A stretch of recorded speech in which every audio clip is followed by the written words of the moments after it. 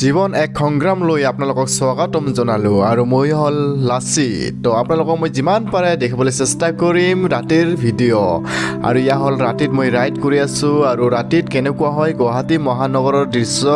সকলোখিনি মই দেখিবলৈ চেষ্টা কৰিম আৰু মই এতিয়া ৰাইড কৰি আছোঁ বলক চাই থাকক।